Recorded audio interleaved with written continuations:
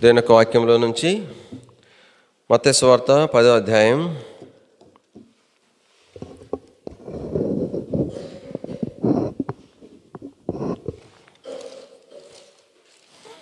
మత్తయి సువార్త 10వ అధ్యాయము 4వ వచనం అందరము కలిసి చదువుకుందాం. మత్తయి సువార్త 10వ అధ్యాయము 4వ వచనం అందరం కలిసి. కనానీయుడైన సీమోను, ఆయనను అప్పగించిన ఇస్కరియోతు యూదా. ప్రభు సహాయం కొరకే ప్రార్థన చేస్తాం. ప్రీతండి, మీకు స్తుతిస్తూ కనపరుస్తుంటున్నాం. ప్రభా, మీ వాక్యం దీవించుము. వాక్యం దాసుడను, ఎన్నికలేని వాడను, ఏమాత్రము ప్రభా తన్ని మీ ప్రజలకు బోధించటకు నేర్పించుటకు యోగ్యత లేనివాడను. నేను కూడా మీ పాదం ఎదుట నన్ను నేను పడవేసుకుంటున్నాను.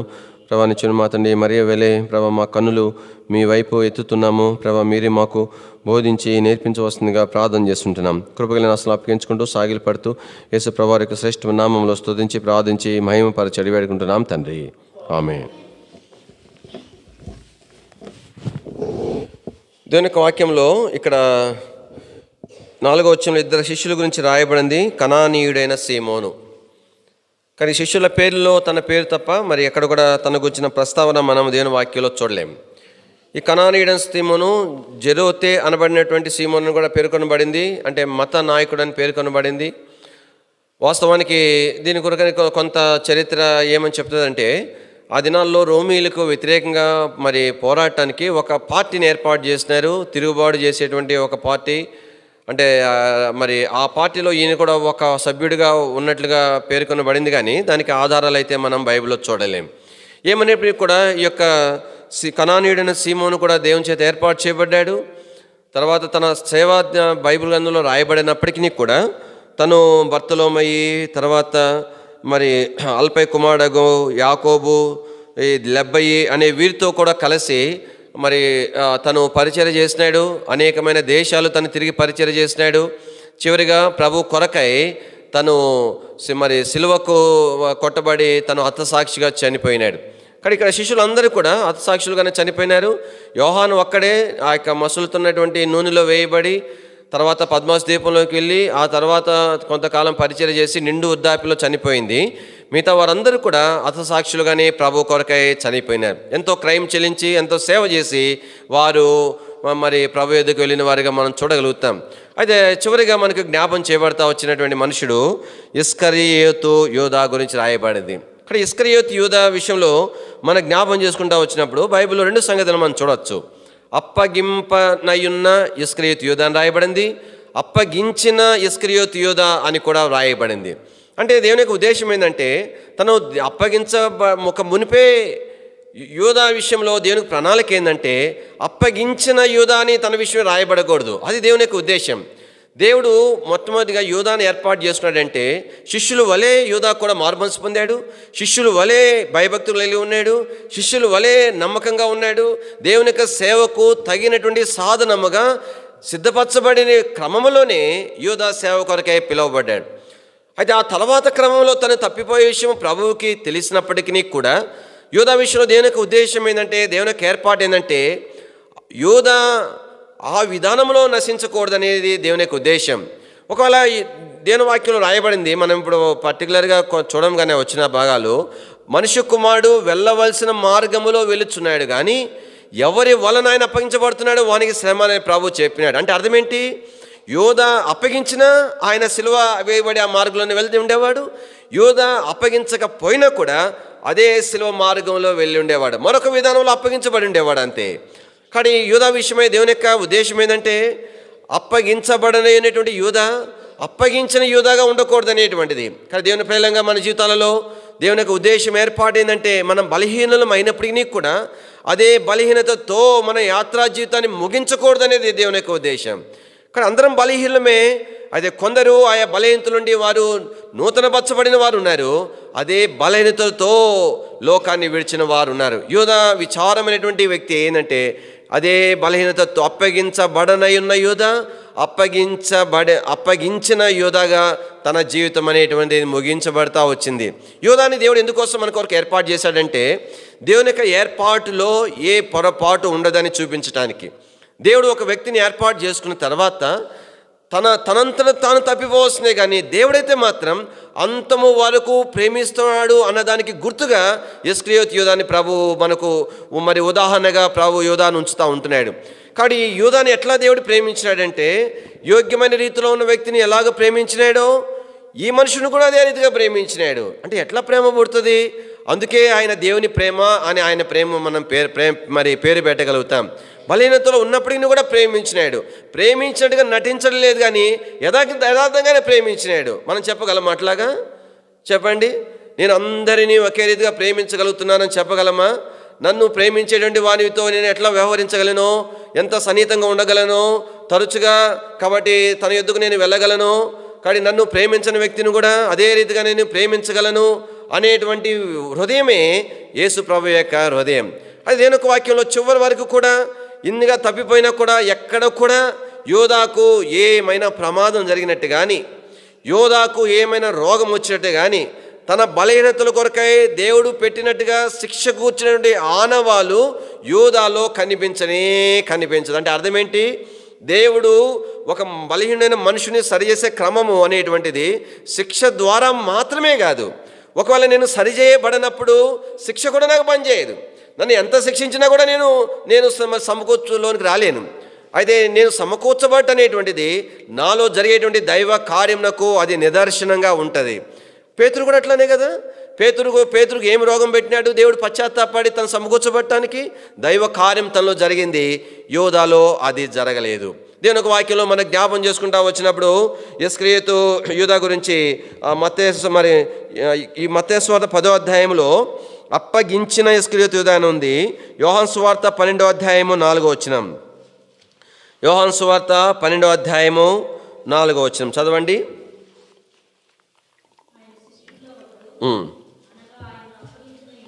ఆయనను అప్పగించనయ్యున్న, కాబట్టి అప్పగించనయ్యున్న ఇస్కరియోతు యూదా ఏమైపోయినాడు చెప్పండి? అప్పగించిన ఇస్కరియోతు యూదా అయిపోయినాడు. కాబట్టి ఇది నీకు నాకు హెచ్చరిక. బలహీనతతో ఉన్నటువంటి సహోదరుడిగా నేను ఉండొచ్చేమో, కానీ బలహీనతతో నా యాత్రాన్ని ముగించే సహోదరుడిగా నేను ఉండకూడదు. ఆయన బిడ్డగా నేను అలాగ ఉండకూడదు. రెండోదిగా ఈ యొక్క మరి యోధా గురించి రాయబడిన మాట ఏంటంటే, ద్రోహి అనే యోధాను గురించి రాయబడింది. దీని ఒక వాక్యంలో లోకసువార్త 6వ అధ్యాయం, లోకసువార్త 6వ అధ్యాయము, లోకసువార్త 6వ అధ్యాయం దయచేసి 16వ వచనం.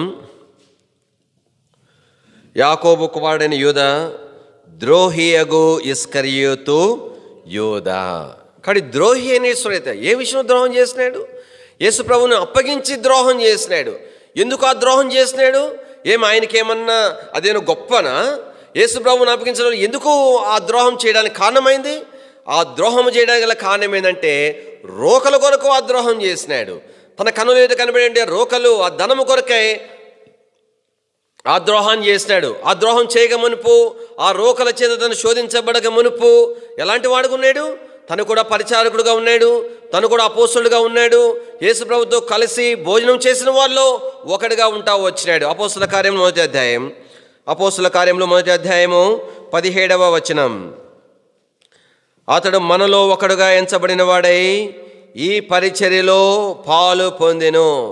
కానీ ద్రోహి అయినటువంటి ఇస్కరియోతు యూదా ఎలా ఉన్నాడంటే చెప్పండి, మనలో ఒకడుగా ఎంచబడ్డాడు, విశ్వాసులో ఒక విశ్వాసిగా ఎంచబడ్డాడు, సేవకులలో ఒక సేవకుడిగా ఎంచబడ్డాడు, హెర్మోను విశ్వాసులలో ఒక విశ్వాసిగా ఎంచబడ్డాడు, హెర్మోన్లో ఉండేటువంటి సేవ చేసేటువంటి సేవకుడిగా ఎంచబడ్డాడు.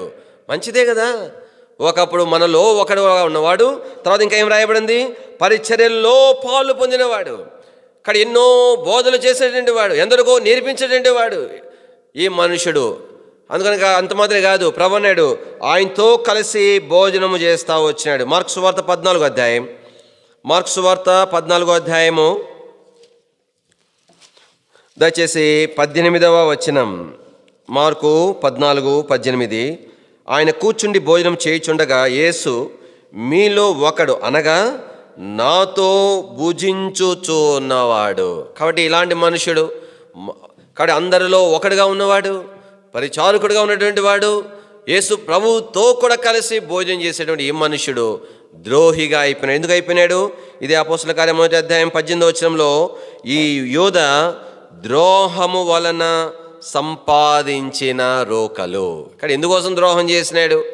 రోకల కోసం ద్రోహం చేసినాడు. అంటే అర్థం ఏంటి? యేసు ప్రభు నాకు లేకపోయినా పర్వాలే, నాకేం కావాలా? నశించిపోయేటువంటి రోకలు కావాలా, వ్యర్థమైనవి కావాలా. అంటే శ్రేష్టమైన అల్పమైన దాని కొరకై, భౌతికమైన దాని కొరకై, నశించిపోయే దాని కొరకై శ్రేష్టమైన దానిని ప్రభుని తను పోగొట్టుకోవడానికి ఇష్టపడినాడు. అట్లా బైబిల్ని చూస్తాం. ఏశావు గురించి మనం అదే చూడబడుతుంది. ఏశావు ఏం చేసినాడు? ఆ యొక్క ఎర్రని చిక్కుడుగాయల కూర కొరకు ఏం చేసినాడు? జ్యేష్ఠత్వాన్ని ఏం చేసినాడు? అమ్మి వేసినట్లుగా దేని వాక్యంలో మనం చూస్తాం. తర్వాత మరి అలాంటి క్రమంలో కాబట్టి మరి యొక్క యోసేపు మళ్ళీ తిరిగి ఏశావు దాన్ని మళ్ళీ తిరిగి సంపాదించుకోలేకపోతా వచ్చినాడు. దేని ఒక వాక్యంలో మనకు జ్ఞాపం చేసుకుంటా వచ్చినప్పుడు, కానీ ఈ మనుషుడు ప్రభుని తృణీకరించడానికి గల కారణం ఏంటంటే దేనికోసం అంటే రోకల కొరకు. కాబట్టి చివరికి ఎంత విచారం, తను ఆశించిన రోకలు పోగొట్టుకున్నాడు, తన ప్రాణాన్ని కూడా పోగొట్టుకున్నాడు. బైబిల్లో అట్లా చాలామంది ఉన్నారు. ఆకాను ఉన్నాడు. ఆకాను ఆశించినాడు, పాపం తెచ్చుకున్నాడు, దాచుకున్నాడు, అని చేసుకున్నాడు. చివరికి తాను దేని మీద మనసు పెట్టుకున్నాడో, దేని మీద ప్రేమ పెంచుకున్నాడో, దేని వదులుకోలేకపోయినాడో అది పోయింది, దాంతోపాటు ఆకాను కూడా పోయినాడు. కానీ మరి బిలాం గురించి చూస్తాం. బిలాం అయితే వెర్రోడని రాయబడింది. వెర్రోడైపోయినాడు. డబ్బు పిచ్చివే. అది చిన్న మొత్తం అయితే కదా, రాజు ఇచ్చే మొత్తం. ఎంత పెద్ద కోట్ల ఆస్తి, 100 కోట్ల రూపాయలు ఆశ చూపిస్తే కానీ ఆ ప్రవక్త ఏమి చేయలేకపోయినాడు. కానీ శత్రువు ఖచ్చితంగా తన దగ్గర శక్తివంతమైన ఆయుధాలు ఉన్నాయి. కానీ వాటి చేత నన్ను నష్టపరచాలని చూస్తాడు. కానీ అది ద్రోహము కదా. నువ్వు రక్షణ పొందినప్పుడు ఏం తీర్మానం చేసుకున్నావు? రక్షణ పొందినప్పుడు ఏమి ఒడంబడిక చేస్తున్నావు? ప్రభా, నువ్వు నన్ను రక్షించినావు అంతే చాలు. నేను నశించిపోయే పాపిని, చెడిపోయిన పాపిని నన్ను చేర్చుకోకూడదు, అంగీకరించినావంతే చాలు. నీ ప్రజలు వారు, నీ రక్తం చేసి మోచించబడిన ప్రజలు, వారిలో నేను ఉండడానికి యోగ్యుడని కాను, ఆయన నన్ను వాళ్ళతో చేర్చినా నాకు అంతే చాలు. ప్రభా, నాకు ఇంకా ఏమీ వద్దు. నువ్వు ఏమి ఇచ్చినా ఏమి ఇవ్వకపోయినా కాబట్టి నువ్వు నాకు ఉంటే చాలు. తీర్మానం చేసుకున్నాం కదా, నిన్నే వెంబడిస్తాను, నిన్నే సేవిస్తామని చెప్పినాము కదా. కానీ ఎన్నోసార్లు అల్పమైన వాటి కొరకై శ్రేష్టమైన వాటిని పోగొట్టుకునేటువంటి దుస్థితి యోధాకు వచ్చినట్లుగా మనకు రాకుండాను గాక. దేని వాక్యంలో మనం చూస్తూ వచ్చినప్పుడు ఈ యోధ దేవుని చేత ఏర్పాటు చేయబడిన అయిన తర్వాత ఎందుకోసం నష్టపోయినాడు? మొత్తం బాగున్నవాడే. వాస్తవానికి యోధ చాలా నమ్మకమైనటువంటి వాడు.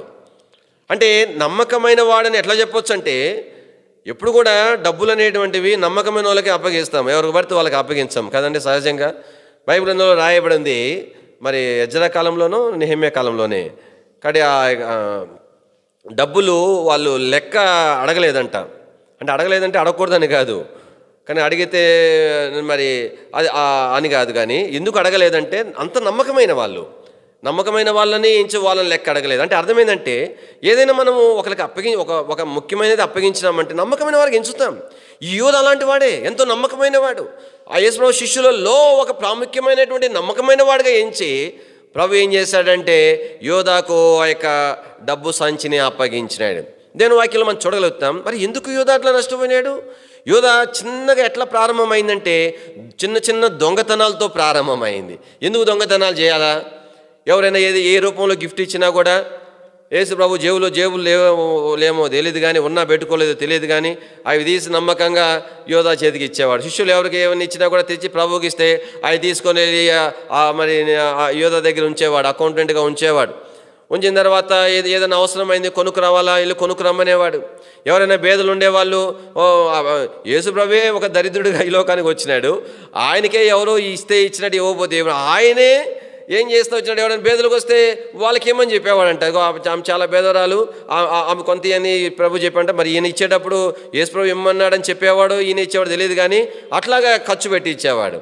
అట్లాంటప్పుడు ఈయన ఏం చేస్తున్నాడంటే దొంగతనం చేయడం ప్రారంభించి. ఎందుకు దొంగతనం చేయాలా అంటే, ఎందుకు దొంగతనం ఇప్పుడు తను ఏమి ఇల్లు కట్టుకుంటాడా, ఏం పొలాలు సంపాదించుకుంటాడా, ఎంత డబ్బు వస్తుంది, ఎందుకు దొంగతనం చేసినాడంటే ఇప్పుడు వెళ్ళిన తర్వాత ఏదైనా కొనుక్కోవాలనిపిస్తుంది, ఏదైనా తినాలనిపించినప్పుడు ప్రభువుని అడిగితే అంత కఠినంగా ఉంటాడా? ప్రభా, నాకు ఆకలేస్తుంది, నువ్వు పలానా దెమ్మన్నావు, నేను ఒకటి కొనుక్కుంటాను ప్రభు అని అంటే బహుశా ప్రభు కొనుక్కోమనేవాడేమో, లేదంటే సరే అదే అందరికి కూడా తీసుకురాని చెప్పేవాడేమో.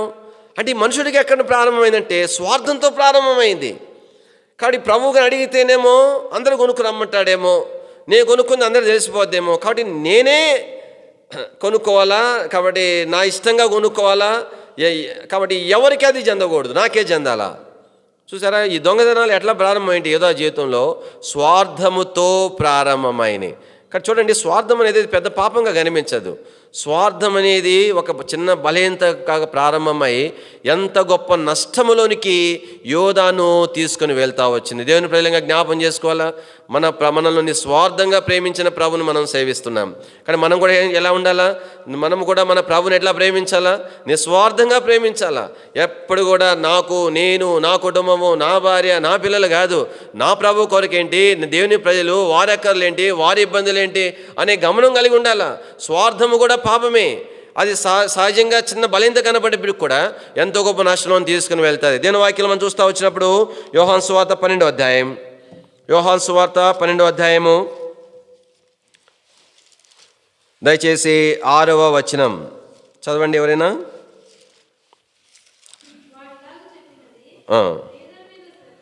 భేదం మీద శ్రద్ధ కలిగి కాదు కానీ వాడు దొంగ అయ్యుండి డబ్బులు సంచి ఉండినందున అందులో వేయబడినది దొంగిలిస్తూ వచ్చినాడు. కాబట్టి ఈయనకి ఏంటంటే స్వార్థం ఏర్పడింది. ఆ స్వార్థమే చివరి వరకు అదే స్వార్థం. ప్రధాన దగ్గరికి పోయిన తర్వాత నేను ఆయన అప్పగిస్తానని చెప్పినాడు. ఎందుకు అప్పగిస్తానని చెప్పినాడు? యేసుప్రభు మీద కోపం ఉందా? యేసుప్రభు మీద ద్వేషం ఉందా? యేసుప్రభు మీద ఏమన్నా ఈర్ష్య ఉందా? ఈయన ఎంత బలీయుడైనా ఆయన ప్రేమించుతూ వచ్చినాడే. ద్వేషించాలన్నా కూడా ద్వేషం పుట్టదే, మరి ఎందుకు వెళ్ళి అప్పగించాలనుకున్నాడు? కేవలం స్వార్థం. రండి దేవుని వాక్యంలో నుంచి మరి దయచేసి మత్తయి సువార్త 26వ అధ్యాయం, మత్తయి సువార్త 26వ అధ్యాయం దయచేసి 15వ వచనం. మత్తయి 26:15. నేను ఆయనను మీకు అప్పగించినలా అది నాకేమి ఇస్తారు? కానీ ఈ దినాల్లో దేవుని ప్రజలంగా జ్ఞాపం చేసుకోవాల్సింది ఏంటంటే, నాకేంటి, దీనివల్ల నాకు ఘనత ఏంటి, దీనివల్ల నాకు వచ్చేటువంటి పేరేంటి, దీనివల్ల నాకు వచ్చే గుర్తింపు ఏంటి, అది కావాలా. నాకు ఘనత లేకపోతే, నాకు గుర్తింపు లేకపోతే, నాకు పేరు లేకపోతే నేను ఎట్లుంటాను, నేను ఎట్లా ఓచుకుంటాను? అంటే దేని కొరకే అపేక్ష ఉండాలా? ప్రతి దాని కొరకై దేవుని బిడ్డగా, దేవుని సేవకులంగానైనా, దేవుని ప్రజలంగానైనా మన జీవితంలో ఏముండాలా? దీనివల్ల నా ప్రభువుకేంటి ఘనత, దీనివల్ల నా ప్రభువుకేంటి గుర్తింపు, దీనివల్ల నా ప్రభువుకేంటి మరి పేరు అనేటువంటిది ప్రభు విషయం ఉండాల్సింది. ఈ మనుషుడు విషయం జ్ఞాపం చేసుకుంటే నాకేంటి? దేవునికి కాదు ఘనత కావాల్సింది, దేవునికి కాదు గుర్తింపు కావాల్సింది, దేవునికి కాదు పేరు రావాల్సింది. ఎవరికి రావాలా? నాకేంటి, నాకు కావాలి. అందుకనే దేవుని వాక్యంలో ఇంతకుముందు మనము ప్రభుని వెంబడించేటువంటి యోహాను శిష్యులు ఎవరు? వాళ్ళు యోహాను, అంద్రేయ. వారిద్దరి విషయం మనం అదే జ్ఞాపం చేసుకుంటా వచ్చినాం. అంద్రేయ, యోహాను ఎట్లా వెంబడించినారు? ఒకప్పుడు ఎవరిని వెంబడించినారు? యోహాను వెంబడించినారు. యోహాను శిష్యులు అయినారు. ఎట్లా శిష్యులైనారు? యోహాను దగ్గర ఫుల్ క్లౌడ్ అనమాట. ఎంతమంది జనాలు పోవటము రావటము, అరణ్యంలో ఫుల్ రష్ అయిపోయింది. పోలీసు వాళ్ళ దగ్గర నుంచి, అన్ని డిపార్ట్మెంట్ వాళ్ళ దగ్గర నుండి, శాస్త్రులు, పరిశీలన మొత్తం సేవ సమర్పించుకున్నారు. యోహాను దగ్గర పరిచయం చేస్తున్నారు. ఎంతమంది జనాలు, ఎంత సంతోషమో. కొంతమంది జనాలు చూస్తే లేని ప్రాణం లేసి వస్తుంది. అట్టనే ఎంత బాగా జనాలు కనబడుతున్నారు, ఎంత సంతోషంగా ఉన్నారు. యేసుప్రభు వచ్చేసరికి యోహాను యేసుప్రభు గురించి అన్నారు. ఏమన్నారంటే, ఈయన నాకంటే గొప్పవాడని చెప్పినాడు. చెప్పేసరికి వీళ్ళకి ఏమని ఉండాలా? ఒరే, యోహాను దగ్గర ఉంటేనే ఈ పరిచయం ఎంత గొప్పగా ఉంది, ఎంత ఘనంగా ఉంది, ఎంతమంది జనాలు ఉన్నారు, మనకి ఎంత గుర్తింపు వస్తూ ఉంది.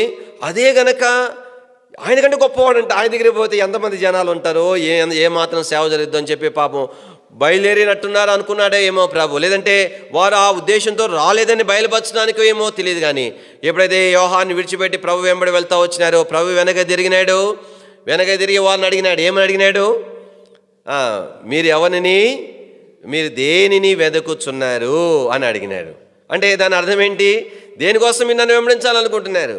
ఘనత కొరక, గౌరవం కొరక, పేరు ప్రఖ్యాతుల కొరక, గుర్తింపు కొరక, దేని కొరకు వెంబడి? అందుకని ప్రభు వాళ్ళు అన్నారు, ఏమన్నారు? రబ్బీ నీవెక్కడ నివసించుచున్నావు. అంటే వాళ్ళ ఆశ ఏంటి? అయ్యా నేను దేని కొరకు వెంబడించట్లేదు. యోహాను దగ్గర పరిచయం చేసినప్పుడు విస్తారమైన జనాలు ఉన్నారు, అనేక మంది వీరు ఫలాని ఆయన శిష్యులని మమ్మల్ని గుర్తించినారు. అయితే ఆ గుర్తింపు గౌరవాల కనుక మేము వెంబడించట్లేదు. నీవు మాకు బోధకుడిగా ఉండాలా, నీ చేత మేము బోధించబడాలా. నువ్వెక్కడ కాపురం ఉన్నానే మాట అర్థం ఏంటంటే, ప్రభా నువ్వు ఎక్కడ ఉంటే అక్కడ ఉండడానికి వస్తున్నాం. మేము దేనిని ఆశించి రావట్లేదు, మాకేం అవసరం లేదు. నువ్వెక్కడుంటే మేము అక్కడ ఉండాలా. యోధా విషయంలో అలాంటి తీర్మానం మనం చూడలేం. యోధా సంగతి అంతా ఏంటంటే కేవలం స్వార్థం. నాకేంటి, నా ఘనత ఏంటి, నా పేరు ప్రఖ్యాతులేంటి. ఆ స్వార్థం అనేది ఎంత నష్టంలోనికి తీసుకుని పోతా వచ్చింది. నేను వాక్యంలో ఈ భాగం ఇట్లానే పెట్టుకోనండి. మనము ఒకసారి యోహాను సువార్త మొదటి అధ్యాయానికి వెళ్ళొస్తాం. యోహాను సువార్త మొదటి అధ్యాయము 35వ వచనం. మర్నాడు యోహాను అతని శిష్యులు ఇద్దరు నిలిచి ఉండగా అతను నడుచున్న యేసు వైపు చూచి, ఇదిగో దేవుని గొర్రెపిల్ల అని చెప్పెను. 37వ వచనం. అతను చెప్పిన మాట ఇద్దరు శిష్యులు విని యేసును వెంబడించారు. 38వ వచనం అందరం కలిసి చూద్దామండి. యేసు వెనుకకు తిరిగి వారు తను వెంబడించుట చూచి, మీరేమి వెదకుచున్నారని వారిని అడుగగా, వారు రబ్బీ నీవు ఎక్కడ కాపురమున్నావని ఆయనను అడిగిరి. రబ్బీ అన్న మాటకు బోధకుడని అర్థం. కాబట్టి ఒకవేళ కనుక కాపురం ఉండే పోయినారంట, ఆయన ఉన్న స్థలాన్ని చూశారంట, అక్కడ భోజనం చేశారంట. అదేం పెద్ద ప్యాలెస్నా? ఎవరెవరి ఒకవేళ నివసించేటువంటి ఇల్లు చూడాలనుకుంటే మేము ఏదో పెద్దది అనుకున్నామే, ఆయన అంటే అరణ్యంలో ఉన్నాడు, నీ అంతకు మించిన బోధలు కాబట్టి నీకు మంచి మరి రెసిడెన్స్ ఉంటుంది అనుకున్నాము అని చెప్పి వెనక పోయి ఉండేవాళ్ళు. కాదు. వాళ్ళ తీర్మానం ఏంటంటే మేము నీ చేత బోధించబడాలా. కానీ మా తీర్మానం ఏంటంటే నువ్వు ఎక్కడ ఉంటే నీతో మేము ఉండాలా. నేను వాక్యంలో ఈయన విషయం మనం చూస్తూ వచ్చినప్పుడు కానీ ఈ మనుషుడు చెప్తా వచ్చినాడు నాకేమి. అందుకని దేని వాక్యంలో మనం చూడగలుగుతాం. కానీ అలాంటి మనుషుడు కాబట్టే, ప్రభువునికి వచ్చిన ప్రభు ఘనతకు వచ్చిన అపేక్ష లేనివాడు కాబట్టే లాజరు తిరిగి లేచిన తర్వాత అచ్చమైన ఒలివ నూనె కదా, అది క్షమించండి, అచ్చ జటామాంసి అత్తరు సేరున్నర తీసుకొని ఆమె ప్రభు పాదాలకు పోస్తే ఏమన్నాడు ఈ మనుషుడు? ఈ నష్టము ఎందుకు అని అన్నాడు. ఏమన్నాడు చెప్పండి? ఈ నష్టం ఎందుకు అంటే వీని బాధ అనమాట. అది అప్పట్లోనే 150 రూపాయలు అంటే, ఇప్పుడు నాకు తెలిసిన వరకు, అంటే నాకు అంత లెక్కలు సరిగా రావు కానీ నాకు అర్థమైన వరకు బహుశా 1.5 లక్ష రూపాయల వరకు ఉండొచ్చు. అంత కాస్ట్లీ పర్ఫ్యూమ్ అనమాట అది. మనం ఇప్పుడు 1 లక్ష రూపాయలు సెంటు చూసుంటామా? ఎక్కడ ఉండదు. అంత విలువైంది. వీని బాధ అంతా ఏంటంటే అదంతా అమ్మితే బేదలకు మమ్మకారం కాదు. ఏంటంటే రెగ్యులర్గా వాడుకుంటున్నాడు కదా, ఎంతసేపు వాడుకున్నా కొంచెం వాడుకోవాల్సి వస్తుంది. అది పెద్ద అమౌంట్ ఉంటే కొంచెం ఎక్కువ వాడుకోవచ్చు నేను బాధ. కానీ దేనికి వాటిలో జ్ఞాపం చేసుకునేటువంటి మాట ఏంటంటే, కానీ మరి ఇస్కరియోతు యూదా విషయంలో చూస్తూ ఉన్నప్పుడు తన జీవితంలో తన స్వార్థము కొరకే తను జీవిస్తూ వచ్చినాడు. ఈ నష్టం ఎందుకని సనుగు అనేది ఎక్కడ వచ్చింది? శిష్యులలోకి వచ్చింది. శిష్యులలోకి అది మొదట ప్రారంభమైంది. దేని వాక్యంలో మనం అది ఎక్కడ చూస్తాము? దయచేసి మత్తయి సువార్త 26వ అధ్యాయము 8వ వచనం. శిష్యులు చూచి కోపబడి ఈ నష్టం ఎందుకు అంటే, శిష్యులు ముందు కోపం వచ్చింది, శిష్యులకు కాదు. ఎవరికి వచ్చింది చెప్పండి? యోధాకు వచ్చింది. యోహాను సువార్త 12వ అధ్యాయం. యోహాను సువార్త 12వ అధ్యాయము 4వ వచనం. ఆ శిష్యులలో ఒకడు అనగా ఆయనను అప్పగింపబడిన ఇస్కరియోతు యూదా ఆ అత్తరెందుకు 300 దేనారములకు అమ్మి, 300 దేనారాలు అంటే ఇంచుమించు 150 కింద ఉంది, అమ్మి బేదలకు ఇయ్యలేదనెను. కాబట్టి ఇక్కడ ఇస్కరియోతు యూదా అంటే ఈయన స్టార్ట్ చేసినాడు, మిగతా వాళ్ళని తెచ్చుకున్నారు. సేవలు భలే కష్టంగా ఉంటుంది. ఇట్లాంటివన్నీ కూడా ఒక్కొక్కరికి ఒక్కొక్క మెంటాలిటీ ఉంటుంది. ఒక్కొక్కరు ఏం చేస్తారంటే 10,000 రూపాయలు కూడా లేని పరిస్థితుల్లో కారం మెతుకులు తింటూ ఉంటారు వాళ్ళ ఇంట్లో. 20 లక్షలు డబ్బులు వస్తాయి ఏదో రకంగా, మరి పొలం అమ్మో గిలమమ్మో తండ్రిస్తో ఏదో 20 లక్షలు. 20 లక్షలు వచ్చిన తర్వాత కూడా ఆ 20 లక్షలు వచ్చినట్టు అట్టనే ఫిక్స్డ్ డిపాజిట్ చేసుకొని తెల్లారంటే కారం మెతుకులు తింటుంటారు వాళ్ళు. దాన్ని ఏమనాలి చెప్పండి? దాన్ని తెలివి అనాలా, లేదంటే డబ్బులు సేవ్ చేసుకోవడం అనాలా, పిసినార్తనం అనాలా? అర్థం కాదు. అది వాళ్ళ ఇష్టం. అది వాళ్ళ ఇష్టం. ఒక్కొక్కరు ఉంటాడు ఎటువంటి వాళ్ళ దగ్గర 1000 రూపాయలు ఉంటుంది, మళ్ళీ 2000 అప్పు చేసి మొత్తం దుబారా ఖర్చు పెడతాడు. అట్లాంటి అది వ్యక్తిగత విషయాలు సరిపోతుంది, వారి విషయాలు సరిపోతుంది. దేవుని పరిచయలో కూడా ఆ మైండ్ని తీసుకొచ్చి దేవుని పరిచయలు రుద్దాలని చూస్తారు. ఒక్కొక్కరికి ఏమో పిసినార్తనము, ఒక్కొక్కరికి ఏమో దుబారా చేసేది. అది నష్టం అంటే ఎట్లా చెప్తాము నష్టం అని చెప్పండి? ఇప్పుడు ఇప్పుడు అక్క మా పిల్లోడికి ఏదైనా ఒక జత బట్టలు కొనిచ్చింది అనుకో, ఎందుకు వేస్ట్గా కొనిచ్చావు నేను అంటాను. ఆమె అంటది పిల్లోడు కొనిచ్చాను అంటది. ఆమె దృష్టిలో అది ప్రయోజనము, నా దృష్టిలో అది నష్టం. ఎట్లా చెప్తాం నష్టం కాదని? అది చూసే దృష్టిని బట్టి ఉంటుంది, దృష్టిని బట్టి ఉంటుంది కదా. కానీ మొత్తానికి ఈ మనుషుడు ఒకసారి చాలా విషయాల్లో గ్రహింపు ఉండదు. మరి కొందరు చక్కగా నేర్చుకుంటారు, కొంతమంది ఇంకా అదే దోవలో ఉంటారు. కానీ వాళ్ళకి వచ్చిన జబ్బు చిన్నగా వాళ్ళకి అంటుకుంటూ ఉంటుంది. దానికి మా సేవకులకు మునిగిపోయేది ఏముండదు, కానీ అది వేరే సంగతి. మొత్తానికి మాత్రము కాబట్టి ఈయన గొనుగు మొత్తానికి అల్లుకుంది, అందరు తిరుగుకున్న తలంపు ఏంటంటే ఇక్కడ కేవలం ఈ నష్టం అంతటికి గల కారణం ఏంటంటే కేవలం అంటే స్వార్థము అనేటువంటిది. పిల్లల జ్ఞాపం చేసుకోవాలా దేవుని ప్రజలముగా, ఈ స్వార్థం అనేది మనలో ఉన్నంత వరకు తీవ్రమైన నష్టమునకు అది ప్రారంభము అని మనం ఎరగాలి. కానీ ఇప్పుడు కూడా మనం ఆలోచన చేయాల్సింది ఏంటంటే మన ప్రభు మనల్ని ప్రేమించి మన కొరకు అన్నీ పోగొట్టుకున్నాడు, మన కొరకు సమస్తాన్ని సిద్ధపరుస్తున్నాడు. యేసు ప్రభు ప్రేమలో ఏం చూస్తాను చెప్పండి? మన కొరకు అన్నీ పోగొట్టుకొని విడిచిపెట్టాడు. రెండోది మన కొరకు అన్నీ సిద్ధం చేస్తున్నాడు. మనం కూడా మన ప్రభుని ప్రేమించేట్లో ఈ రెండు కోణాలు ఉండాలా. నా ప్రభు కొరకు నష్టపరుచుకునేది ఉండాలా, నా ప్రభు కొరకు నేను సిద్ధపరిచేది కూడా ఉండాలా. కానీ దేవుని ప్రజల కొరకు మొదటి ప్రాధాన్యత, ఆ తర్వాత నేను నా కుటుంబం కొరకైనా రెండవ ప్రాధాన్యత అనేది విశ్వాస జీవితంలో మనం నేర్చుకోవాల్సింది. మెట్టుకు ఈ యొక్క యోధ నష్టపోవటానికి గల కారణం ఏంటి? ఎక్కడ ప్రారంభమైంది? మొట్టమొదట సాతాను ఈ యోధాను తన స్వాధీనంలో తెచ్చుకోవటానికి ఎట్లా ప్రారంభించినాడు చెప్పండి?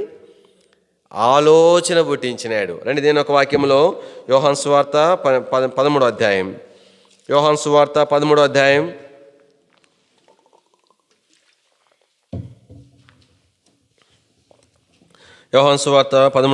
2వ వచనం. వారు భోజనం చేయుచుండగా ఆయన్ను అప్పగింపవలెనని సీమోను కుమారుడగు ఇస్కరియోతు యోధా హృదయములో అపవాది ఇంతకు ముందు ఆలోచన పుట్టించి ఉండెను. అది శత్రువు ఎట్లా పనిచేస్తాడంటే చిన్నగా ప్రేరేపణ, అంతే, ఒక ఆలోచన.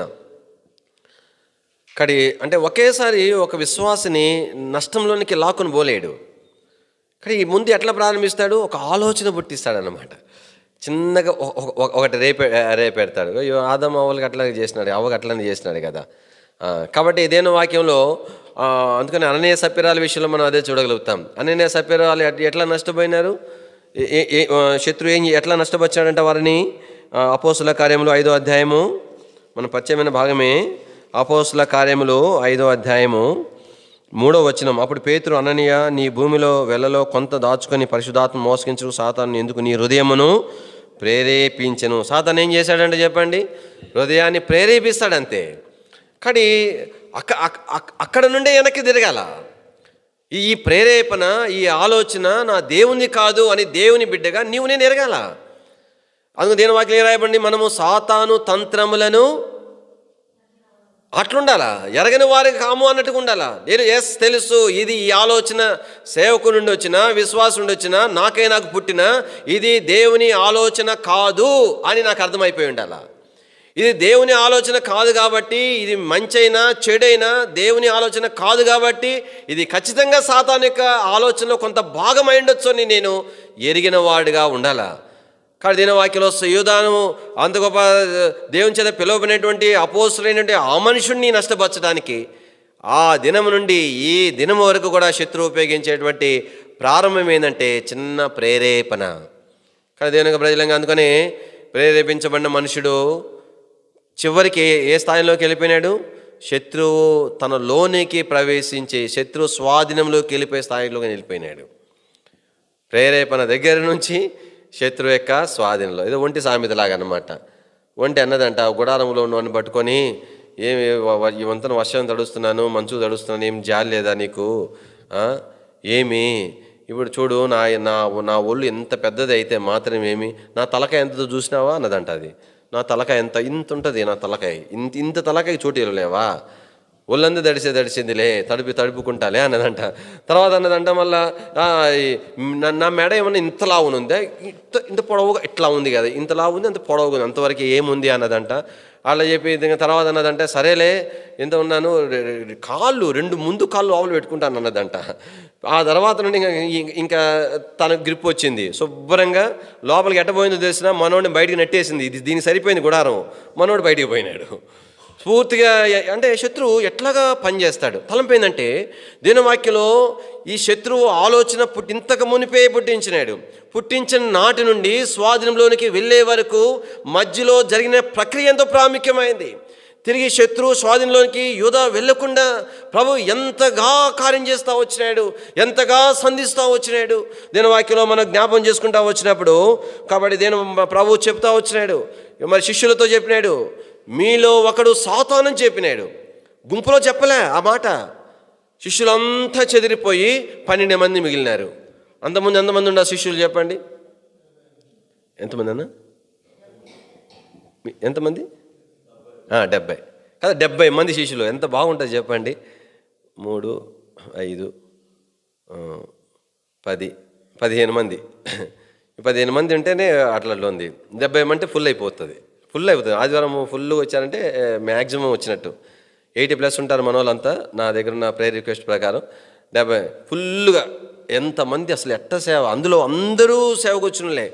అబ్బా అసలు ఇద్దరిద్దరిని పంపిస్తూ ఉంటే పోయి దుమ్ముకు సేవ చేసి వచ్చినారు. ఎంత ఆనందమో. దయ్యాలు పోతున్నాయి, అన్ని అద్భుతాలు చేస్తుంటే ఒకరోజు ప్రభు అన్నాడు, ఏమన్నాడంటే నా శరీరాన్ని తినండి, నా రక్తం తాగమనంగానే ఇంకా చూడండి ఓరే నాయన ఇదేంది అని చెప్పి ఇంకా ఫట్ ఒక్కడు లేడు, అందరూ వెళ్ళిపోయినారు. అందరే కనీసం ప్రభు అయినా సరే కొంచెం ఆలోచన చేసి అరే వీరు వెళ్ళిపోయేటట్టున్నారని చెప్పి మళ్ళీ వివరం చెప్పి ఉండండి, నేను ఒకటి చెప్తాను, మీకు ఇబ్బంది అనిపిస్తుంది, నేను వివరం చెప్పేదాకా ఆగండి ముందు చెప్పంగానే ముందు మాటలో చాలా అపార్థం ఉంటుంది. వివరం చెప్పింది అదే దాని విషయం అర్థమవుతుంది అని మరి ఎందుకు చెప్పలేదు, లేదంటే చెప్పేలోపు వెళ్ళిపోయినారు మనకు తెలియదు. కానీ మొత్తానికి వాళ్ళని ఆపినట్లుగా ఈ బైబిల్లో రాయబడలేదు. అంతమందిని పోగొట్టుకుంటారా? రెండు విషయాలు ఉంటున్నాయి. బైబిల్లో 2 చూస్తాం. కాబట్టి ఇంత విస్తారమైన వాడిని పోయినా కూడా దేవుడు వారి విషయం పట్టించుకోలే. మరొక కోణంలో చూస్తే చివరికి ఇస్కరియోతు యూదాను కూడా చివరి వరకు పోగొట్టుకోలే. తను చివరిలో సంధిస్తా అంటే అర్థం ఏంటి? 2 విషయాలు ఉంటున్నాయి. మొట్టమొదటిగా ఏ ఒక్కరిని కూడా పోగొట్టుకోవడం దేవునికి ఇష్టం లేదు. అయినంత మాత్రాన గుంపు అనేటువంటిది ప్రభువుకు ప్రాముఖ్యం కాదు అనేటువంటిది. కానీ 70 మంది వెళ్ళిపోయిన తర్వాత లాస్ట్కి 12 మంది మిగిలిపోయినప్పుడైనా వాళ్ళకి చెప్పొద్దా? వాళ్ళు బుద్ధి లేని వాళ్ళు అర్థం చేసుకోలేకపోయినారు, అపార్థం చేసుకున్నారు. కానీ మీరు కూర్చోండి, నేను నా రక్తం తినమని తాగమని ఎట్లా చెప్తాను, నేను చెప్పిన ఉద్దేశం ఇది అని చెప్పాల్సిన ప్రభు ఆ 12 మంది కూర్చోబెట్టి మీరు కూడా పోవాలని ఉన్నారా అని అడిగినాడు. నేనుంటే చెప్పాను, ప్రభు ఇంకెందుకు అందరు పోయినారు, 12 మంది బోసిపోయినట్టుంది, ఇంతమంది ఫుల్గా ఉన్న మందిరంలో ఇప్పుడు ఇక్కడ 15 మంది ఉన్నాయి, ఇద్దరు తగ్గితే ఇంకొంచెం తక్కువ కనబడుతుంది. ఏం సేవ చేస్తానులే ప్రభా, నువ్వు కూడా ఈ మంచి బోధకుడువు, అంతమంది పోతుంటే శుభ్రంగా గమ్ముగా ఉన్నావు అని చెప్పి. కాబట్టి సరే అది ఎట్టగొట్టలే, మళ్ళీ తర్వాత దేవుడు కార్యం చేసినప్పుడు మేము కూడా వస్తామని చెప్పి నేను ఉండుంటే చెప్పుకుందినేమో. పేతురు అన్నాడు, ప్రభా మేము ఎక్కడికి, నిత్య జీవపు మాటలు లేనటువంటి వాడు. ఆ సందర్భంలో చెప్పినాడు, మీలో ఒకడు సాతాను అంటే. అంతమందిలో ఎందుకు చెప్పలేదు? అంతమందిలో చెప్తే యోధా గ్రహిస్తాడో గ్రహించడో? యోధా విషయం దేవుని యొక్క ఆశ ఏంటంటే యోధా హృదయంలో అప్పటికే శత్రు ఆలోచన పుట్టించినాడు. ఇప్పటికే స్వార్థముతో తన స్వార్థం చూసుకోవడం ప్రారంభించినాడు. ఎంత ప్రభు తెలుస్తానే ఉంది. దాని ఒక ఆశ ఏంటంటే శత్రు యొక్క స్వాధీనంలోకి ఎలాగైనా సరే యూదా వెళ్ళిపోకూడదు, యూదా సరిచేయబడాలా. ఆ ప్రక్రియలో ప్రభు యూదాను సంధించిన క్రమమే మీలో ఒకడు సాతాను అని చెప్పినటువంటిది. అంటే దేవుని యొక్క వాక్యంలో దయచేసి యోహాను సువార్త 6వ అధ్యాయం, యోహాను సువార్త 6వ అధ్యాయము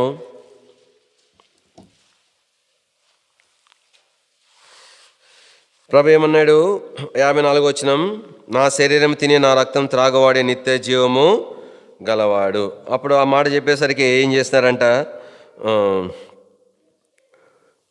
66వ వచనం, అప్పటి నుండి ఆయన శిష్యుల్లో అనేకులు వెనుక తీసి మరి ఎన్నడూ ఆయనను వెంబడించలేదు. కానీ చివరికి ఎంతమంది మిగిలిపోయినారు? 12 మంది మిగిలినారు. వాళ్ళ విషయంలో ఏమన్నాడు? 67వ వచనం, కాబట్టి యేసు మీరు కూడా వెళ్ళిపోవాలని ఉన్నారా? అంతమంది ఎంతమంది వెంబడించినారు? లోకాసువార్త 10వ అధ్యాయం, లోకాసువార్త 10వ అధ్యాయము, లోకాసువార్త 10వ అధ్యాయం దయచేసి 17వ వచనం. ఆ 70 మంది శిష్యులు సంతోషంతో తిరిగి వచ్చి, ప్రభువా, దయ్యములు కూడా నీ నామమున మాకు లోబర్చును అని చెప్పగా ప్రభు ఏమన్నాడు? 26వ వచనం, అయినను దయ్యములు మీకు లోబర్చును సంతోషింపగా మీ పేర్లు పరలోకమందు వ్రాయబడినవని. అంటే భౌతికమైనటువంటి స్థితిగతులను బట్టి కాదు, ఆత్మీయమైన దృష్టి విషయమే. ఈ విషయం మనం పక్కన పెడితే దేని యొక్క వాక్యంలో ఆ సందర్భంలో ఈ 6వ అధ్యాయంలో యోహాను సువార్త 12 మంది మిగిలిన సందర్భంలో ప్రభు ఏమని చెప్పాడు? 70వ వచనం 6:70. అందుకు యేసు, నేను మిమ్మల్ని 12 ఏర్పరచుకొనలేదా? మీలో ఒకడు సాతానని వారితో చెప్పెను. 71వ వచనం, సీమోను ఇస్కరియోతు కుమారుడైన యూద 12 మందిలో ఒకడై ఉండి ఆయన అప్పగింపబోచుండెను గనుక వాని గుర్చి ఈ మాట చెప్పినాడు. 12 మంది ఉన్నప్పుడు మాత్రమే చెప్పినాడు. 70 మంది వెళ్ళిపోయిన తర్వాత చెప్పినాడు. అంటే తలంపేంటి అంటే 12 మందిలో కాబట్టి ఎందుకు పేరు చెప్పలేదు అంటే దేవుని యొక్క ఉద్దేశము చిన్నపుచ్చాలని కాదు, లేదంటే అవమానపరచాలని కాదు. దేవుని యొక్క ఉద్దేశం ఏంటంటే ఎటువంటి వారినైనా సరే సమకూర్చాలనేది ఆయన యొక్క ఉద్దేశం. ఆ క్రమంలో ప్రభు యోధాను దర్శిస్తూ వచ్చినాడు. అందు మాత్రమేనా? దేవుని వాక్యంలో ఇదే యోహాను సువార్త 13వ అధ్యాయం, యోహాను సువార్త 13వ అధ్యాయం ప్రభు చెప్పినాడు, మీలో ఒకడు అపవిత్రుడు అని చెప్పినాడు. 13వ అధ్యాయము 10వ వచనం చివరిలో అందరూ పవిత్రులు కారని చెప్పాడు. 11వ వచనం, తన్ను అప్పగించు వానిని ఎరిగను గనక మీలో అందరూ పవిత్రులు కారని ఆయన. అంటే అర్థం ఏంటి?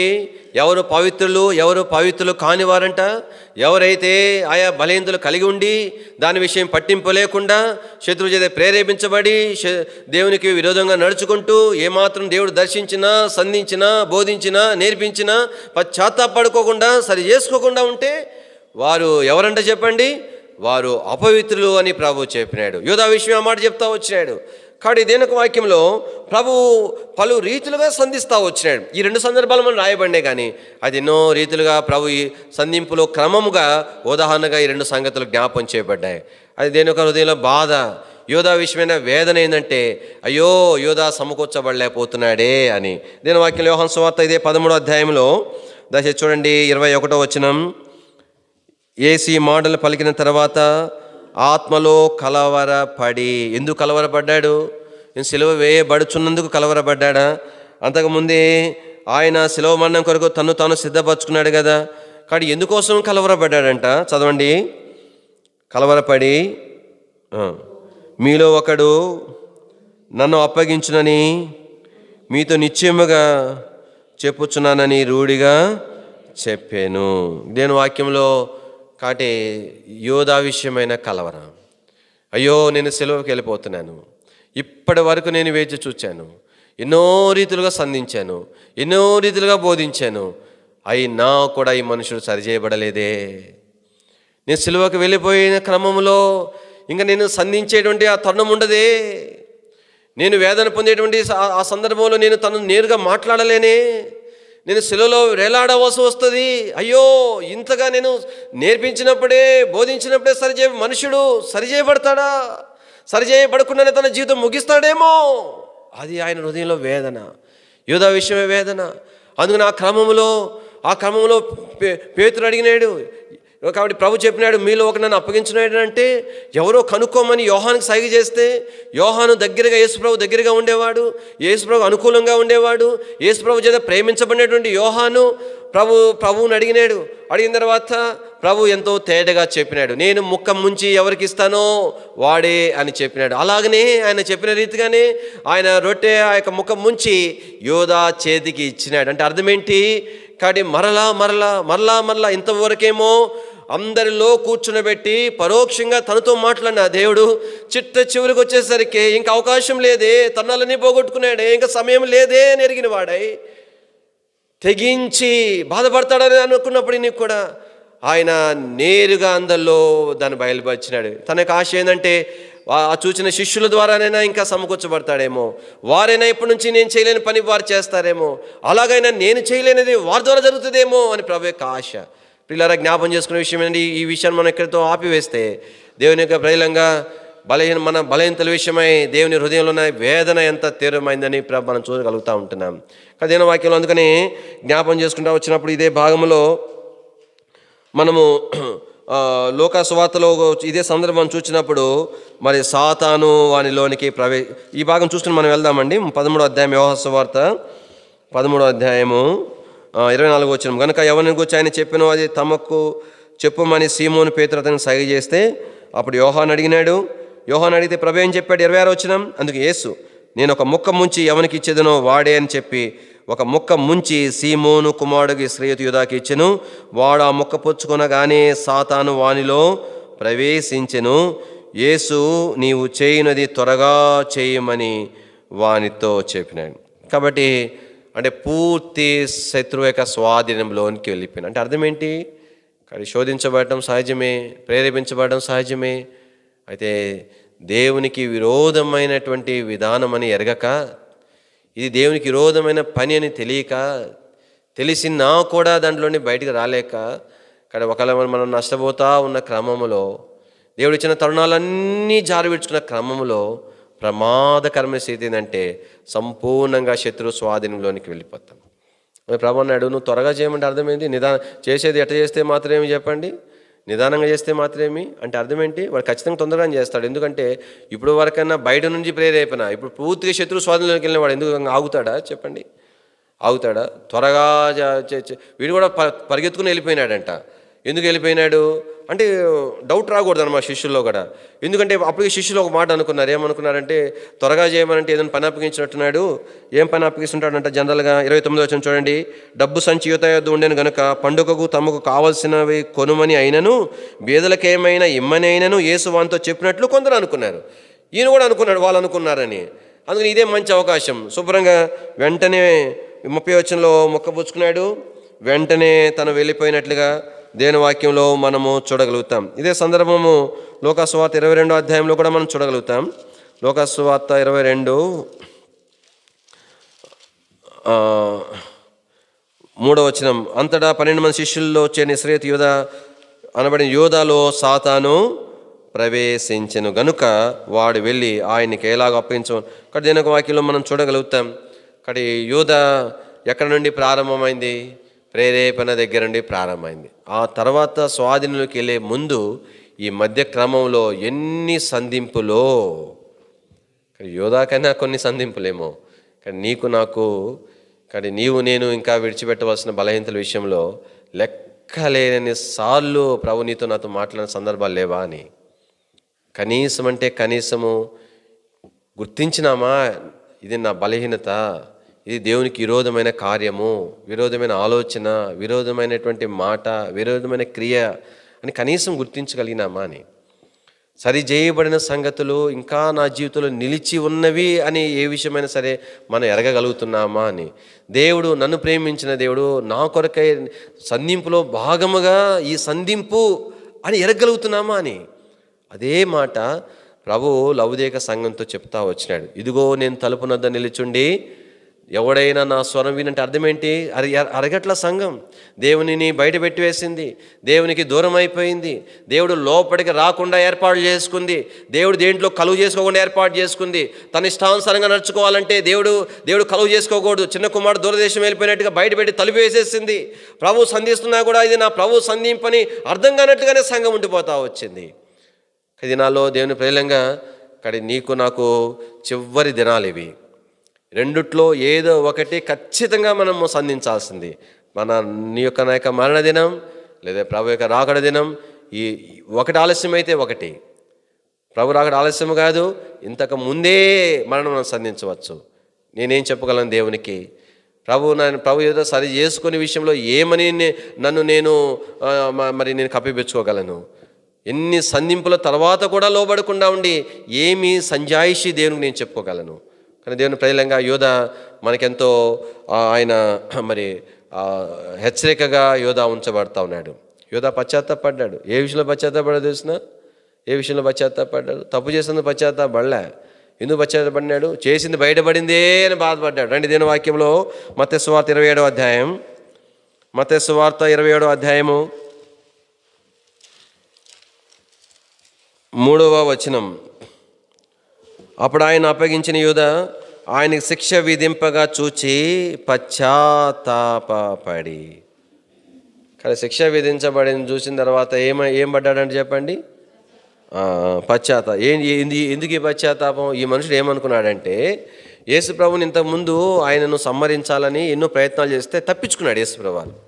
ఒక సందర్భంలో ఆయన కొండ శిఖరం మీద తీసుకుపోయినాడు తోసేయాలని, పట్టుకొని పోయినారు, వాళ్ళ చేతిలో తప్పించుకున్నాడంట. మరి ఎట్లాగో వివరం రాయబడలే, అట్లనే పట్టుకొని ఉన్నారు, ఆయన వెళ్ళిపోతున్నాడు, ఏం చేయలేకపోయినారు.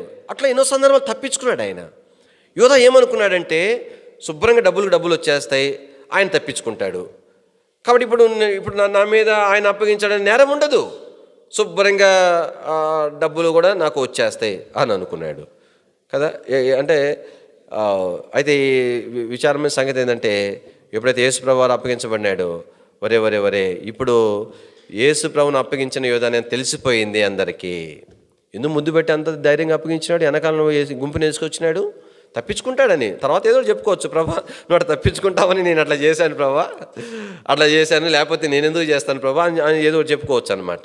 ప్రభా యేసు ప్రభుకి ఏం తెలియదు కదా, ఈయన అప్పగించే విషయం తెలియదు, అప్పగించాలా ఉన్నాడని సంగతి తెలియదు, మరి దొంగలిస్తున్నాడని సంగతి తెలియదు, శాతం ఏం తెలియదు కదా యేసు ప్రభుకి. అట్లనే ఉంటుంది మన జీవితాల్లో కూడా ఎన్నోసార్లు. అసలు యేసు ప్రభువు లేనట్టే, ఆయన చూడనట్టే ఎన్ని పనులు చేసుకుంటూ పోతూ ఉంటాము. అసలు అరే కనీసం నా ప్రభు నా పక్కన ఉన్నాడు అనే గమనము వస్తుందంటే రానే రాదు. అట్లా తప్పించుకోవాలనుకున్నాడు, మొత్తానికి ఏం ప్రయోజనం అయిపోయింది, చిక్కిపోయినాడు. నేను దానికోసం పశ్చాత్తాపం. పేతురు యొక్క పశ్చాత్తాపం ఏంటి? అయ్యో నా ప్రభుని నేను బొంకినానే, అందరి ఎదురు బొంకపోయినా కూడా నా ప్రభు ఎదుట ప్రభు చూసినాడు. మూడోసారి కోడి కూసినప్పుడు యేసు ప్రభువారు ఆ యొక్క తిరువుకు వెళ్ళేటప్పుడు పేతురు వైపు చూచినాడు. ఎవ్వరికి తెలియదు 3 సార్లు కోడి కూసదనే సంగతి శిష్యులకు మాత్రం తెలుసు. ఆ కోడి కూత శిష్యులు కూడా వినలేదు. కానీ 3 సార్లు కోడి కూసిన సంగతి తనతున్న ఏ ప్రజలు కూడా తెలియదు. పశ్చాత్తాపం ఏంటి? అయ్యో నా ప్రభుకి నేను దుఃఖం కలుగజేశానే, నా ప్రభు విషయమే నేను పొంకానే, ఎవరికి తెలిస్తేమి తెలియపోతేమి నా ప్రభు ఎదుట నేను తప్పు చేశాను అనేది పేతురు యొక్క పశ్చాత్తాపం. యోధా పశ్చాత్తాపం ఏంటి? అందరికి తెలిసిపోయింది అనేది ఈయన ఏడుపు. నేను వాక్యంలో అట్లాంటివన్నీ కయ్యను గురించి చూస్తాం. కయ్యను సహోదరుని మీద ద్వేషం పెంచుకుంటే ప్రభు నేరుగా సంధించినాడు. నువ్వు సత్క్రియ చేస్తే, నువ్వు సరైన విధానంలో బలర్పిస్తే నువ్వు ధైర్యంగా ఉంటావు కదా. అంటే నువ్వు చేసింది తప్పు వాళ్ళు దాని బదులు నీ సహోదరుని మీద నువ్వెందుకు ద్వేషం పెంచుకుంటావు? కానీ నువ్వు జాగ్రత్త సరి చేసుకొని పో. అట్టనే పోతే వాకిట్లో పాపం ఉంది, పాపం చేతిలో చిక్కుకుపోతావు. చివరికి అది నిన్ను పట్టుకున్న తర్వాత నువ్వు దాన్ని వదిలిపెట్టినా అది నిన్ను వదిలిపెట్టదు. కాబట్టి అని చెప్పి ప్రభువు హెచ్చరిస్తే సరి చేసుకోకుండా ఉండి చివరికి సహోదరుని చంపిన దాని తర్వాత నువ్వు దేశదిమ్మరం అయిపోతావని చెబితే వీనికి దేశదిమ్మరం అయినందుకు బాధ కాదు. దేవుని సన్నిధిలోని వెళ్ళగొట్టేస్తే దేవుని సన్నిధిలోని వెళ్ళగొట్టబడినందుకు బాధ కాదు. దేనికి బాధ అంట చెప్పండి? ఎవడైనా నన్ను చంపుతాడేమో. రండి ఆదికాండం 4వ అధ్యాయము 4 6వ వచనం. యెహోవా కయ్యనుతో నీకు కోపమేలా, ముఖము చిన్నబుచ్చుకుని ఇన్నావేమి? 7వ వచనం. నీవు సత్క్రియ చేసిన ఎడల తల ఎత్తుకొనవా, సత్క్రియ చేయని ఎడల వాకిట పాపము పొంచి ఉండును, నీ ఎడల దానికి వాంఛ కలుగును, నువ్వు దానిని ఏలుదు అని చెప్పినాడు. దేని వాక్యంలో దాని తర్వాత కింద భాగానికి వస్తే 14వ వచనం. నేడు ఈ ప్రదేశం నుండి నన్ను వెళ్ళగొట్టితివి, నీ సన్నిధికి రాకుండా వెలివేయబడి దేశదిమ్మరినై దిగులుపడచ్చు భూమి మీద దేశదిమ్మరినై ఉందును. కానీ వీనికి ఇదేం బాధ లేదు. కానీ ఈ ప్రదేశం వెళ్ళగొట్టబడినందుకు బాధ లేదు, దేవుని సన్నిధి రాకుండా వెలివేయబడినందుకు బాధ లేదు. దేనికి బాధ అంట చెప్పండి? తర్వాత చదవండి. కావున నన్ను కనుగొను వాడు ఎవడో వాడు నన్ను, అది నా ప్రాణం పోతుంది, ఇంక 4 రూపాయలు సంపాదించుకోవాలి, ఇంకో 4 రోజులు బతకాలి, ఇంకో 4 రూపాయలు వెనకాల వేసుకోవాలి, ఇదే బాధ. కానీ అయ్యో దేవుని సన్నిధిని పోగొట్టుకున్నానే, దేవునికి విరుద్ధంగా పాపం చేశానే, దేవుడు అక్కడే చెప్పినాడు, నా తమ్ముని చంపక ముందే హెచ్చరించినాడు, నేను సరి చేసుకోలేదే, హృదయాన్ని కఠినపరుచుకున్నానే ప్రభువా అనే పశ్చాత్తాపం లేదు. వీని ఏడుపంతా ఏంటంటే నన్ను ఎవడన్నా చంపుతాడేమో, నన్ను ఎవడని చెప్తాను. ప్రభు కూడా అన్నాడు, పో నేను ఎవరిని చంపకుండా గుర్తేసి పెట్టాను పో అని. నీకు కావాల్సినదే కదా పో, నీకు కావాల్సిన డబ్బులే కదా పో, నీకు కావాల్సిన లోకమే కదా పో, నీ ఘనతే కదా, నీకు కావాల్సిన పేరు ప్రఖ్యాతులే కదా, నీకే కదా గుర్తింపు కావాలా పో. దేవుడు ఇచ్చేస్తాడు. ఏది ఆశీర్వాదం? ప్రభువుని ఘనపరిచేటువంటిది ఆశీర్వాదం. ఇస్కరియోతు యూదా ఎంత విచారమైన సంగతి ఏంటంటే కానీ ఎంత శ్రేష్టమైన ఆధిక్యతలు పోగొట్టుకున్నాడు. నేను ముగించేస్తాను 5 నిమిషాల్లో. ఇస్కరియోతు యూదా ఏం పోగొట్టుకున్నాడంటే దేని వాక్యంలో మనం చూడగలుగుతాం. మరి 7 సంగతులు మనము చూడగలుగుతాం. రండి దేని వాక్యంలో నుంచి దయచేసి అపోస్తుల కార్యములు మొదటి అధ్యాయం. అపోస్తుల కార్యములు మొదటి అధ్యాయము 17వ వచనం. అతడు మనలో ఒకడుగా ఎంచబడిన వాడై ఈ పరిచర్యలో పాలు పొందెను. కాబట్టి మొట్టమొదటిగా తను ఏం పోగొట్టుకున్నాడు చెప్పండి? పరిచర్య పోగొట్టుకున్నాడు. పరిచర్య అంటే మనకు వాక్య పరిచర్య అనేది మా గమనంలో ఉంటుంది. దేవుడు అప్పగించిన పరిచర్య దానిని రెండవది ఏం పోగొట్టుకున్నాడు అంటే ఇది మొదటి దాంట్లో భాగంగానే చూస్తాము. దయచేసి 25వ వచనం. తన చోటికి పోటుకు యూదా తప్పిపోయి పోగొట్టుకుని ఈ పరిచర్యలోనూ అపోస్తులత్వములోనూ పాలు పొందినవాడు. కాబట్టి ఇదేం పోగొట్టుకున్నాడు? అపోస్తులత్వమును కూడా పోగొట్టుకున్నాడు. అపోస్తులుగా పిలువబడినారు వాళ్ళు ముందే. యేసు ప్రభు చేత అపోస్తులుగా ఎంచబడ్డారు. లోకాసువార్త 22:7లో రాయబడి ఉంటుంది అన్నమాట. లోకాసువార్త 22వ అధ్యాయం 7వ వచనం. లోక 22:7.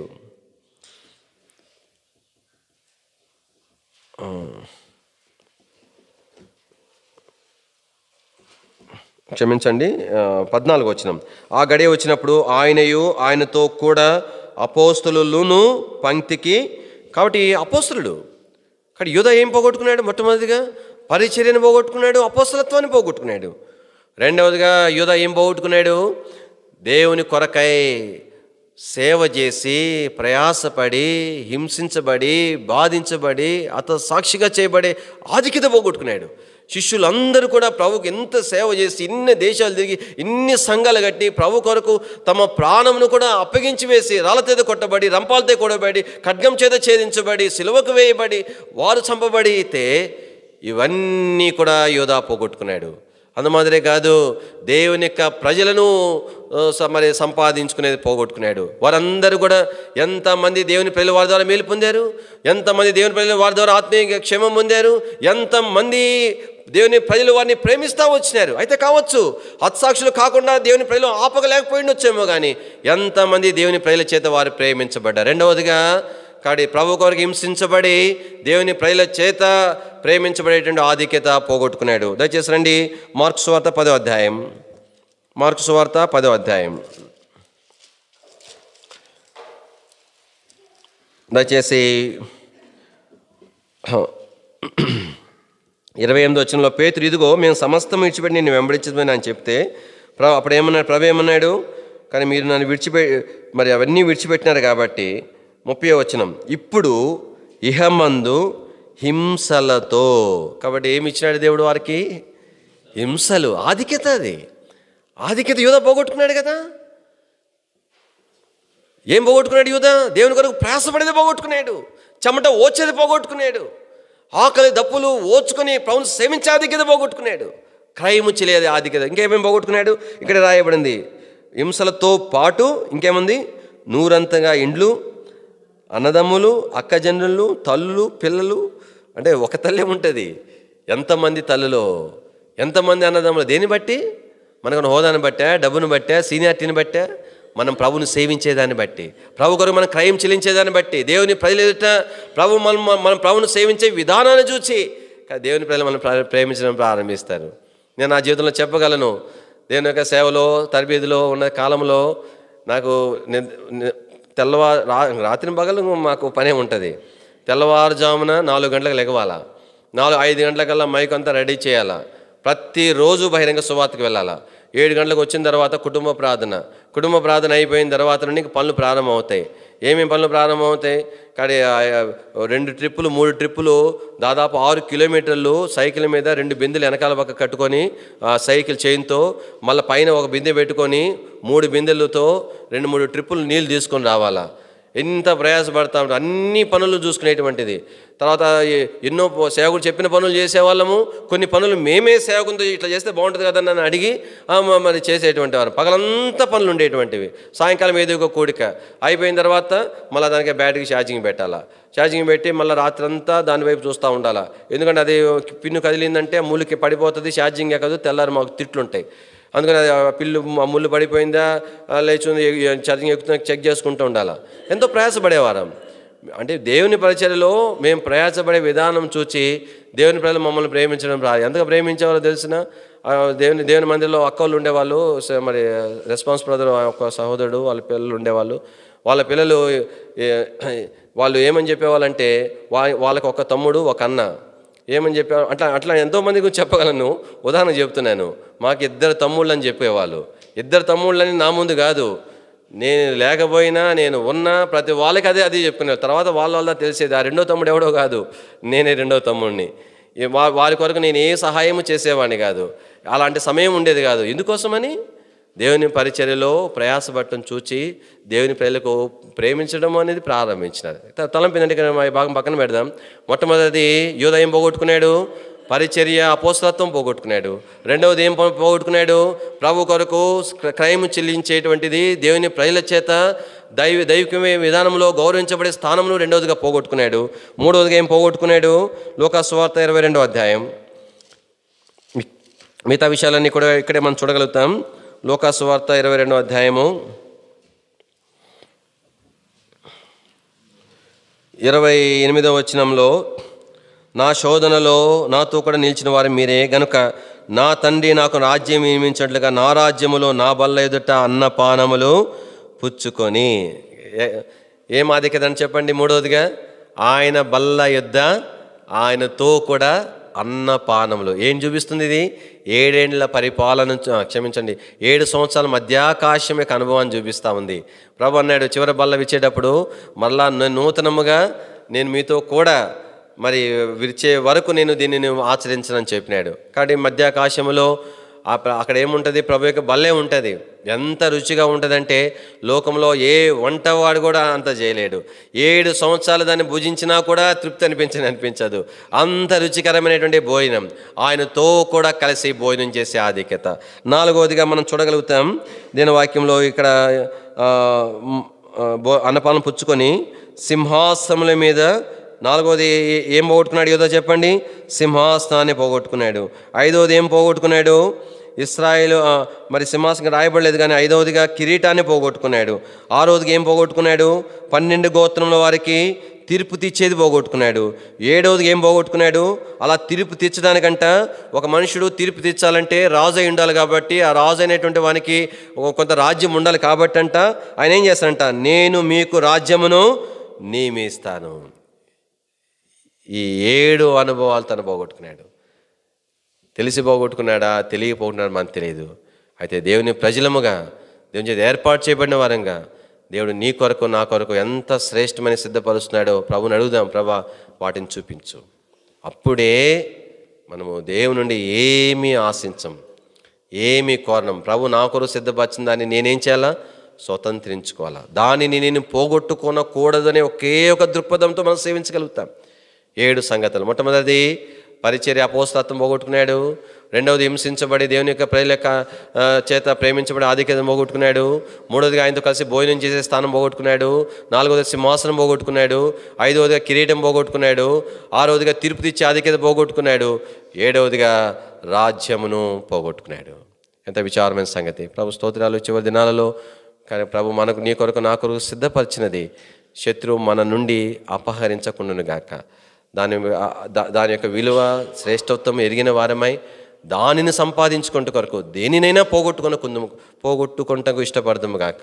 దానిని సంపాదించుకొనక ఎంతైనా ప్రభు కొరకు క్రయం చెల్లించి దానిని ప్రభు నీ కొరకు నా కొరకు సిద్ధపరిచిన దానిని, ఆ జీతమును, ఆ బహుమానమును, ఆ మెప్పును, ఆ ఘనతను ప్రభు నుండి నీవు నేను పొందుదుము గాక. రండి ప్రార్థన చేస్తాం.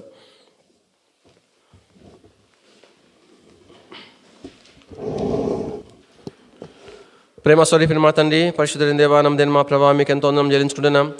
ఇస్కరియోతు యోధాని ప్రభా నా ముందు మా ముందు మీరు ఉంచిన దాన్ని బట్టి స్తోత్రములు. ప్రియమైన మా తండ్రి, ఎన్నో విషయాలలో ప్రభా తండ్రి నేను ప్రభా తండ్రి మరి మీ ఎదుట ద్రోహం ప్రభా నుంచి మా తండ్రి ఎంత ద్రోహిని, శ్రేష్టమైన వాటిని చూడలేను, గుడ్డివాడను, వాటి కొరకైనటువంటి ప్రాకులాట చేతకాని వాడను, దాన్ని సంపాదించుకోవడానికి ఆలోచన లేని వాడను, లేకపోగా వ్యర్థమైనవి నశించిపోయే వాటి మీద ప్రభా నిచ్చిన మా తండ్రి దృష్టి నుంచి ప్రభా స్వార్థపూరితమైన జీవితం జీవించి ప్రభా నన్ను నేను నష్టపరుచుకునేటువంటి స్థితిలో ఉన్నటువంటి వాడను. అయినను యోధాను ప్రేమించిన దేవుడు ఈ దినాల్లో నన్ను కూడా ప్రేమిస్తూ మీ ప్రజలు కూడా మీరు ప్రేమిస్తున్న క్రమంలో దాంట్లో భాగముగానే మేము సంధిస్తూ వస్తున్నాం. మీరు ప్రధానం బట్టి స్తోత్రములు ప్రభా. మీరు తడుతున్న ప్రతి ఒక్క తాకిడిని బట్టి, శబ్దాన్ని బట్టి స్తోత్రములు.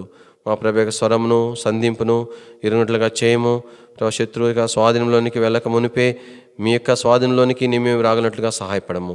అపవిత్రమైన స్థితి నుండి, సాతాను అనే బిరుదు నుండి, ద్రోహి అయినటువంటి స్థానము నుండి ప్రభా మా ప్రభుని సేవించేటువంటి వారిగా, మా ప్రభుకి శిష్యులుగా, మా ప్రభుని వెంబడించేవారిగా, మా ప్రభుకి స్నేహితులుగా ప్రభాతని మేము చేయబడినట్లుగా సహాయం చేయము. మీ చదువు అప్పగించుకుంటున్న వాక్యం దీవించము. మరింత తేటగా మీ ఆత్మ ద్వారా మాకు బయలుపరచము, భద్రపరచము.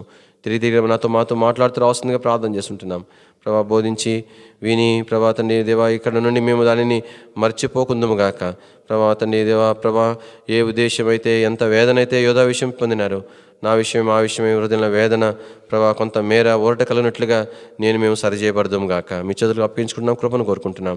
మేము ప్రభా మేము తిరిగి మా ప్రార్థన సిద్ధపరిచి సహాయం చేయమని మహిమాగంతా ప్రభావం మీకు ఆరోపించుకుంటూ అందరము స్తోత్రం చెల్లిస్తూ యేసు ప్రభా యొక్క శ్రేష్టమైన ఘనమైన ఉన్నతమైన పరిశుద్ధమైన నామములో స్తుతించి ప్రార్థించి మహిమపరిచి అడిగి వేడుకుంటున్నాం తండ్రి, ఆమేన్. తొట్టెలకుండా మిమ్మల్ని కాపాడుకును, తన మహిమ ఎదుట ఆనందంతో నిర్దోషులుగా నిలబెట్టుడుకును శక్తిగల మన రక్షకుడైన అద్వితీయ దేవునికి ప్రభువైన యేసుక్రీస్తు వారి మూలముగా మహిమయు మహాత్యమును అధికారమును ఆధిపత్యమును యుగములకు పూర్వమును ఇప్పుడును సర్వయుగములను కలుగునుగాక. ఆమేన్.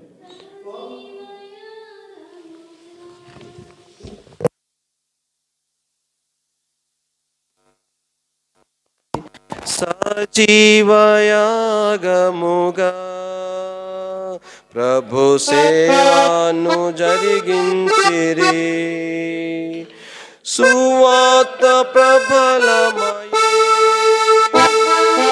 సువార్త ప్రబలమయే, సంఘం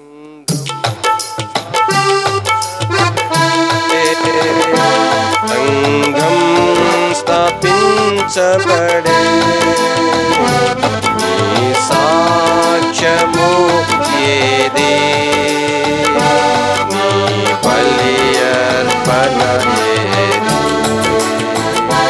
నీ సాక్ష్యము ఏది, నీ బలి అర్పణ ఏది.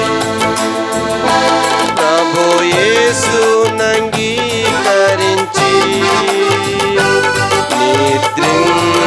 నిద్రించేదావేలా, ప్రభు యేసునంగీకరించి